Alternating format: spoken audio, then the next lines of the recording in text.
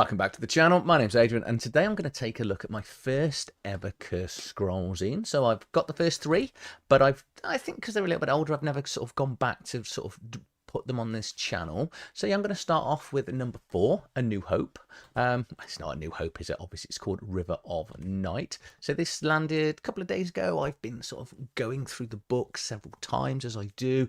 I've had a play with the adventure and the hex crawls, sort of rolling around doing some of the cool random bits that are in the book. Let's just start with the front cover. So here we have the front cover of Cursed Scrolls, River of Night number 4. Which you can see sort of some people heading towards a sort of statue tomb. It's very much Raiders of the Lost Ark, isn't it, in its essence, which is, I think, really is the feel of these sort of zines when you sort of have these sort of jungle adventure and encounters. So nothing wrong with the front cover. Really like the front cover. We then get to my first issue with this, and this is the map itself. It's... I got to choose my words carefully because someone has designed this, but I don't think it's overly that clear. I don't like the fact that it's not sort of vertical. I don't know exactly what this is called. I don't like sideways tables and sideways things. I'm not a layout designer in any way, shape or form. So obviously they will become, the layout is the layout and the way it's going to become. But personally, I don't like it. You're always sort of turning things sideways. Now, it does come with a PDF included that has got the correct layout, so it's easier to read. So I might flick to and from in between. But say one of the issues I've got with this, I say you've got obviously the river going through, which is nice and clear. But some of it is, I think, because it's a little bit too busy for me, if that makes sense. You can clearly see the trees and the forest and the mountain areas, and then we've got 2 volcanoes on here with some sort of lava fields, etc. going down. But it's a little bit harder to then follow exactly what's in some of the hexes. The overall theme, which I will sort of, I think I'll hit on by the time I get to the end. Had this not be someone's 4th zine, I think I'd be a little bit more forgiving. But I know it's perfectly functional. We've got sort of 30 to 40 unique locations in here in the Hexcrawl as well. So I think it's by far the largest one that we've seen across these 4 zines for the Cursed Scroll. So let's get into it. So we've got the writing, design, dungeon cartography, and layout. Kelsey herself's done most of the work here, and obviously it's been play tested by people on her Discord. And Baron Derop has done, I think, he's done, has to do the Hexcrawl map and a couple of the single-page dungeons. There's 9 single-page dungeons in here as well, which is, that is cool. So there's no big mega dungeon like Tomb of Annihilation. You get 9 individual tombs that are all covered here in the contents. So the contents all hyperlinked, always a massive plus. And the contents here will take you through the introduction. The Basilisk class, we've got 2 new classes in here, new titles, some fantastic new weapons, some really good druid spells, and then we're into the adventure. When it comes to the adventure, I said I've gone through it and had a play. I've used the random tables, and there's a really cool random table, and different ones for day and night as well for encounters. Really good the way you're moving around, but there are, I say that there's a few problems I think in the adventure, unless I've missed something, but I'll take you through that when we get to it. But so here we go. So then we've got some additional monsters which are very cool, and then details of the river itself and the treasure map right at the end, so what things leave behind. The introduction itself is just taking you through, it's a rainforest area with a zine, which is a ravenous life and abundant death. We're then going to get straight into characters. We've got 2, so the players can sit around for this section, which is nicely the way the zines are done. But we've got 3 humans or dwarfs here sat under a tree with the tree probably. I think this could be leaning into one of the amazing spells we've got coming up in the player section. But first up is the Basilisk Warrior class, which I really like. So let's imagine that this setting itself very much feels like Aztecs, Incas, that sort of, Zugrats, that you kind of get in these sort of jungle locations. So this is the main warrior class that's going to come in here. They get boomerang. Don't know what that is. That's coming in the new weapons. Club, dagger, spear, and spear thrower. They don't wear any armor. Why would they? And they get a D8 per level, which is sort of the maximum you're going to get, and you'd expect from warrior class. But they get basilisk blood, so they have advantage on con checks to harmful maladies, poisons, and afflictions, which you'd expect from someone living in this environment. And then get petrified gaze, which is incredibly fun special ability. So it's only going to affect creatures of their level or less, but you can do it a number of times to your con modifier to a minimum of 1. Thank goodness it puts that in, because obviously you could end up with a negative con.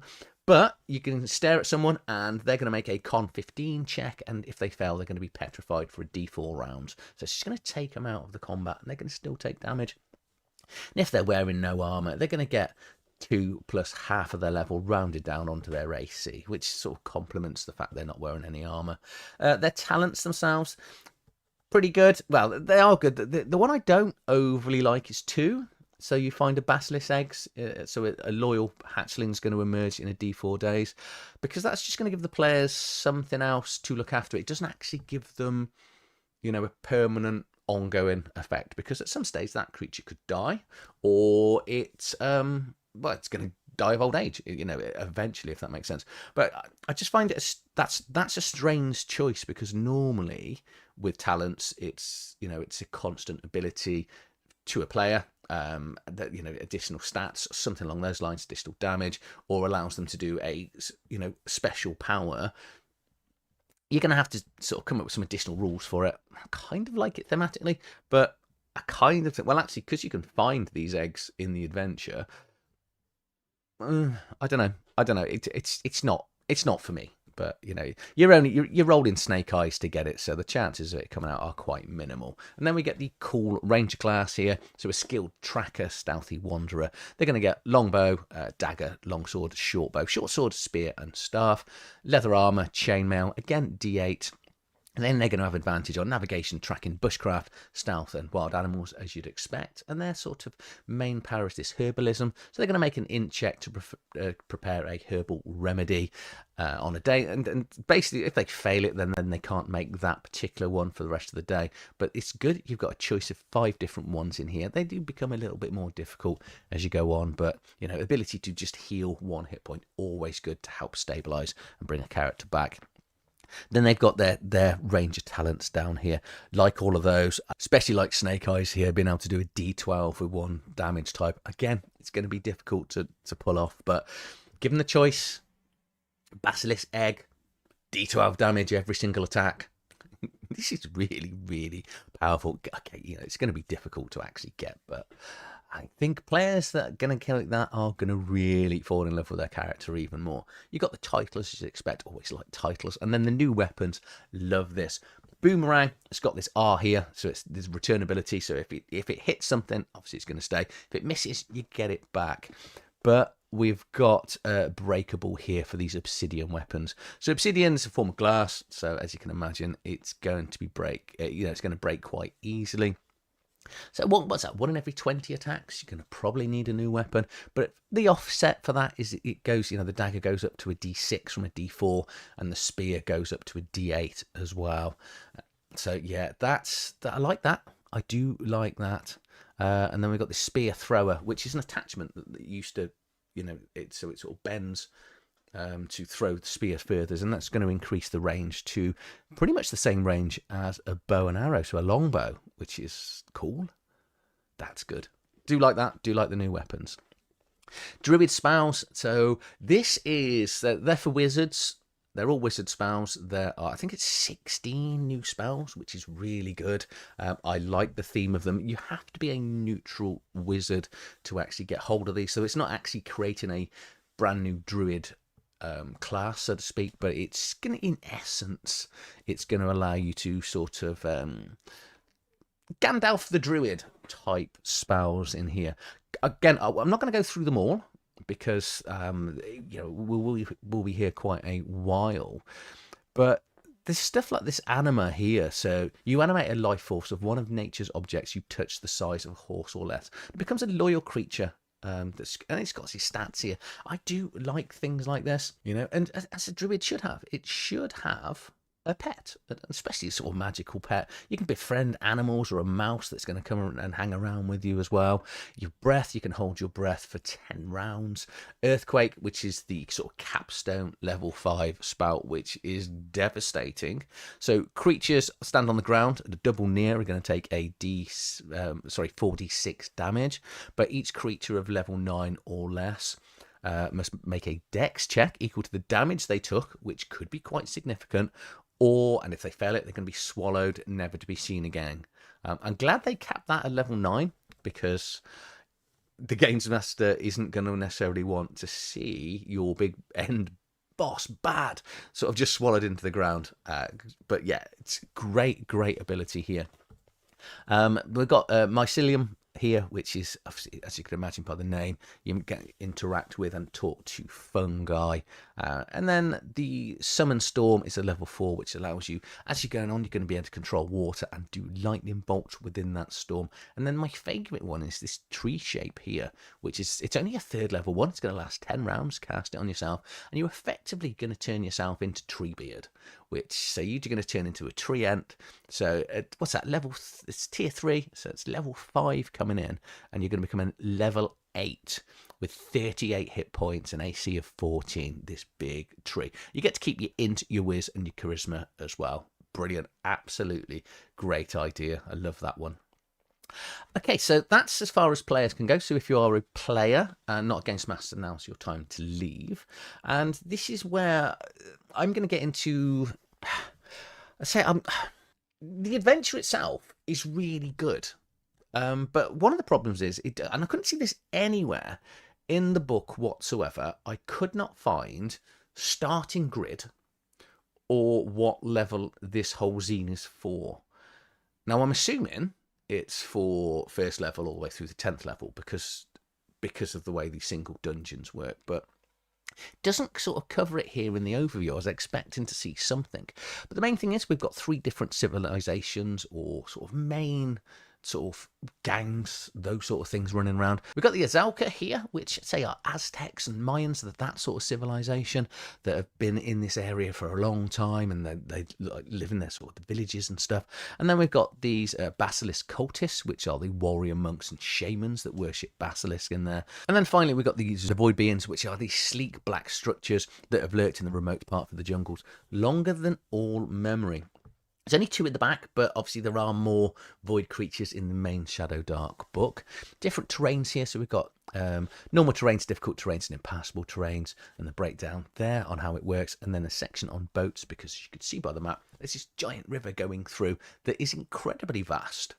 So you're going to have to canoe or raft across the river, and it's got the details in here on how to make them, and as well as how fast you move. Some rumours to throw in for the players just as they get into the areas. Hexcrawl, this is new rules, so some of these rules have changed, so you can move across the hexes slightly faster. We have got weather rules in here as well. The thing I constantly forget about, I'm a terrible Games Master when it comes to including weather, different types of terrain, how fast you can travel across them all day. And water and food are like this, and now when you are traveling across hexes, you can automatically, if you make an int check, you can do a forage to find one, or potentially, if you pass your int check, find 1 ration a day. That's a great addition to the rules. It does make it a little bit easier and more palatable for players to actually go out and adventure. And then at the start of the day, they can either push it, and if you want to push to go an additional hex, then the downside is then players can't forage. So you can either sort of go through slowly, trying to find things as you go and find food, or you can sort of press on, which is great. It gives the players the option to actually do a few more hexes. Points of interest, great table. I had a lot of fun with this last night, just sort of rolling, because on the encounter table, some of them won't be encounters, some of them will actually be points of interest, which, because you can see there's lots of hexes in the hex map, so we are going to be able to randomly generate like an ancient dwelling of tiny in size. You know, so just sort of roll 3d20, roll across, and see where you go. Special encounters on the encounters tables. They're separated out sort of day and night, which always is good because it brings on different creatures. As you imagine it across a jungle, you will have different animals and creatures come out in the day compared to night time. But across there, we've got these 8 other special encounters, which include an incredibly old and powerful vampire, which doesn't automatically try to kill them, which is good, because obviously if they stumble across that at first or second level, it can be quite game-changing.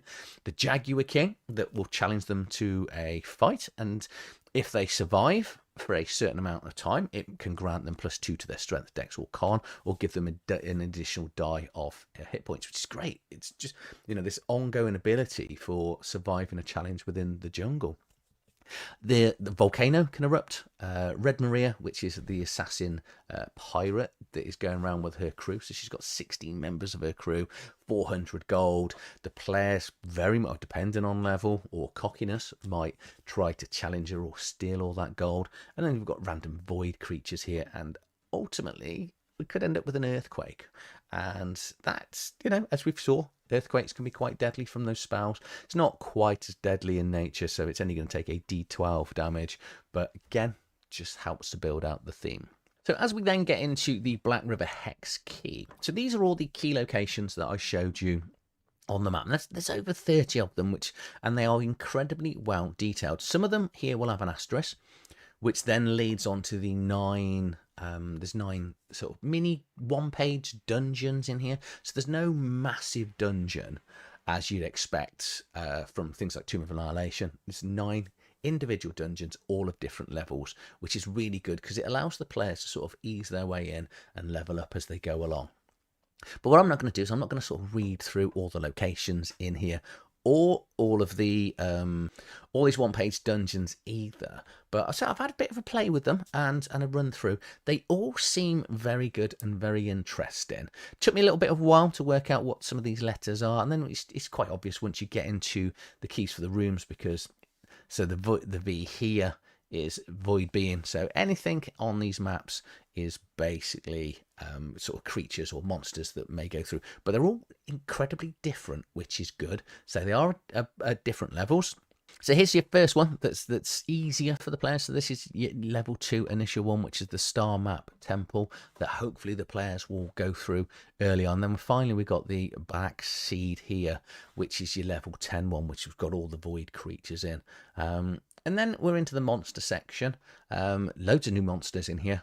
All themes around sort of basilisks, giant anacondas. We've got some basilisk cultists, so the stone warrior, stone shaman here, a giant catfish, because there's some big things in the river as well. I love stuff like blue dart frogs. So it's the neon blue tree frog that can carry a potent toxin. It's a level 0 creature, but these toxins are very good at, if you fail that con check, which is DC 15, you're going down.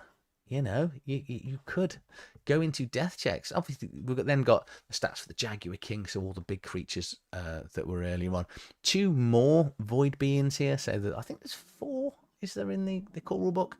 I had a look, and then I've foolishly forgotten how many are in there. And then some links here for joining the Discord Hexcrawl, so you can sign up to the newsletter. And then we've got the random encounter tables here, which say again, a little bit annoyed with them being sideways. You can look at the PDF version that's included that has got everything is the correct way in here, so they are a little bit easier to read. But as you can see on the encounter tables here, it's got things like special here, which is that you're into this D8 table here. And then finally the treasure maps, and that is the end of the zine. Say everything that's in here, I don't have an issue with, but where it falls down for me, I don't know where to start on the hex map.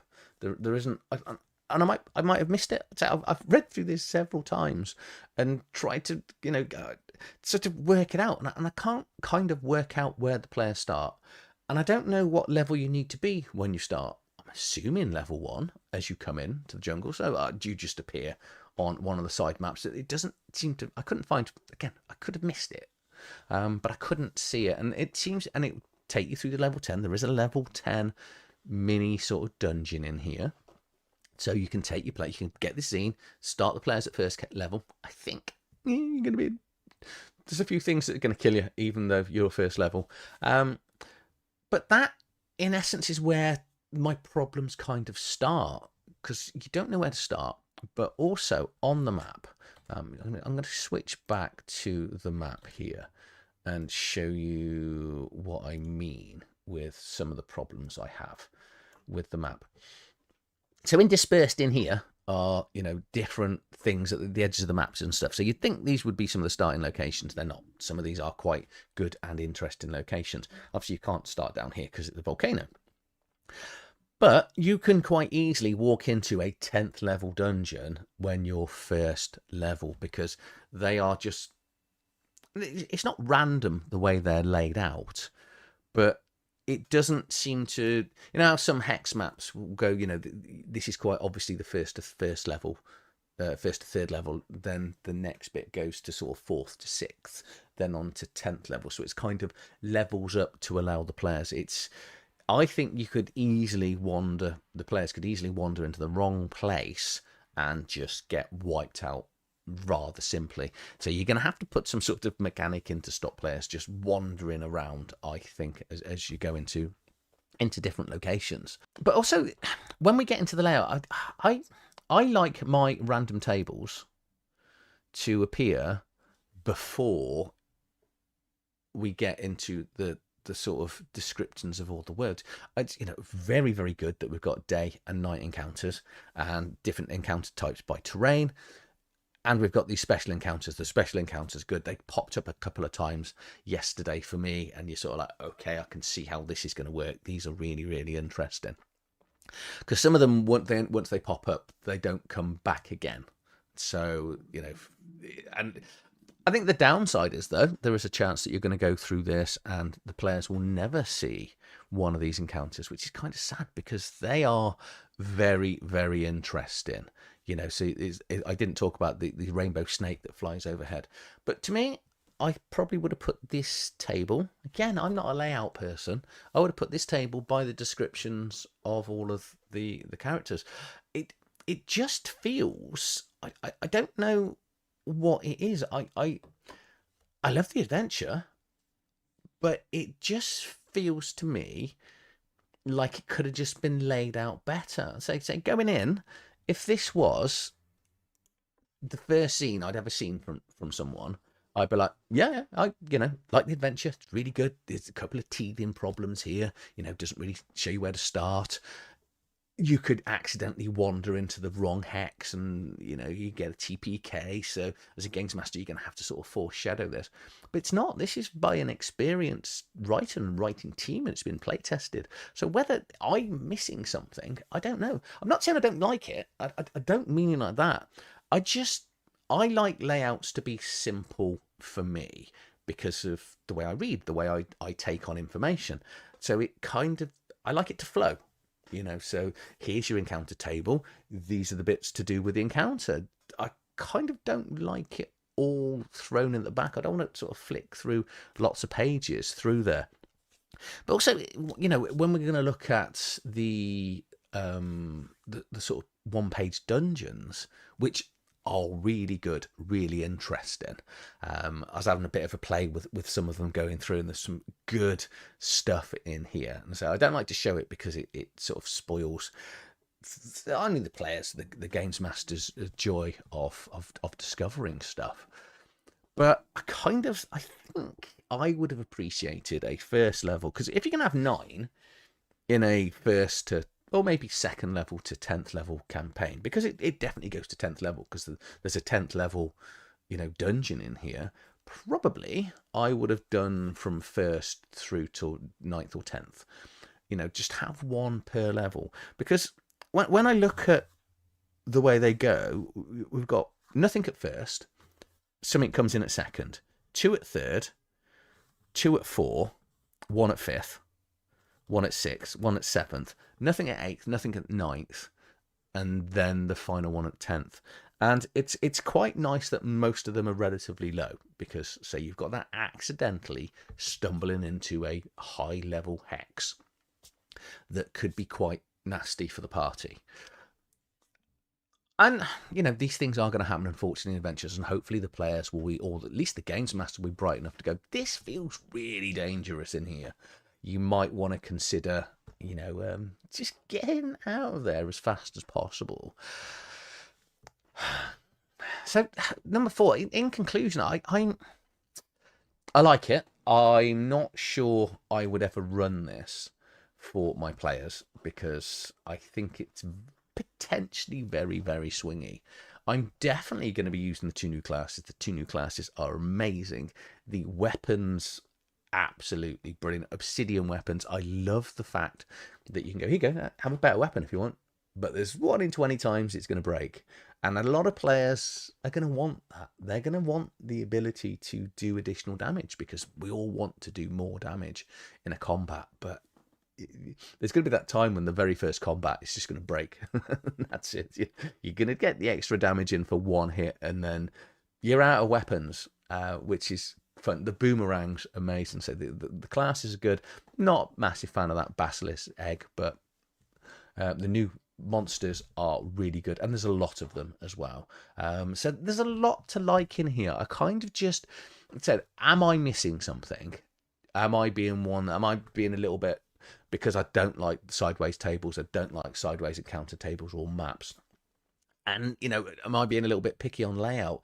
You know, everything's in here that I want, other than the starting grid, which, again, I could have missed it. And because one of the big problems of being dyslexic is when you miss something, every time you read it again, you still tend to miss the same sentence out. And I've been known to do that for a long time. And my players are really forgiving. You know, I was Games Master in Pirate Borg on Sunday, and I just could not find this rule. And they've just like, yeah, it's here. It just happens, you know. And I read the section several times, and I just could not even see the right words. So could well be a me issue. And this is considerably better. I'm not saying that it's bad. And I don't mean it like that. I don't mean. I'm struggling with the layout. That's it. You know, Hexcrawl 4, River of Night. It's good. It is genuinely good. But say I just struggled with aspects of it. So hopefully you've enjoyed this video. If you have, please do like, share, and subscribe to the channel. And I'll see you on the next one. Thank you for watching.